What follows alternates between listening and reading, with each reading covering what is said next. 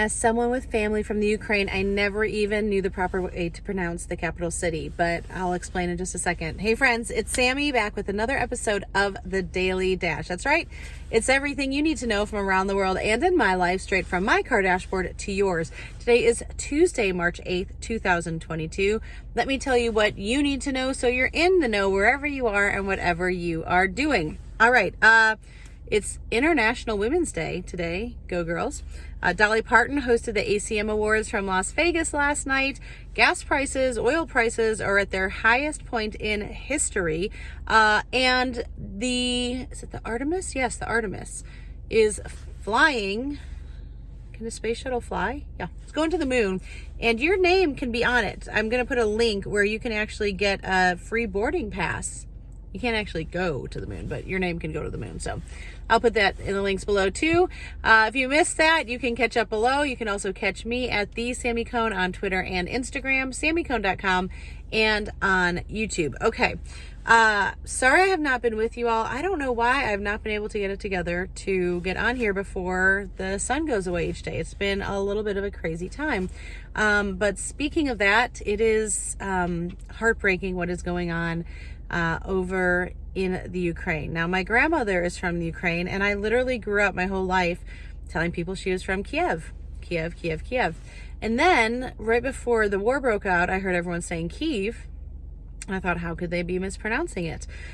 So I did some research, and if you're wondering, like me, why they are now all of a sudden saying it a different way, Kiev is actually the Russian spelling and pronunciation of the Ukrainian capital city of Kyiv, K-Y-I-V. So that's why there's been the distinction between the two.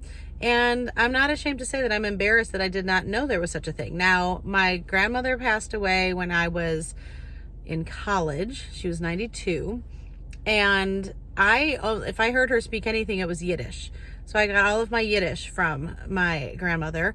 But it just makes me realize that we only have a limited time to really get to know the hearts of the people that are close to us, whether that's family or friends. And if you're feeling helpless or powerless right now, just first of all, ask if you can help. Ask for people that that do have ties to those areas, how you can help, whether it's through a church or community group, a neighbor. I always say, if you don't feel like you can help around the world, start at home. There's still people here at home with Ukrainian ties. Like, we have a great market, Eastern European market here in Nashville, Oleski's, and the owners are Ukrainian. But even just, again, there's needs at home too. So find out what you can do to help across the world.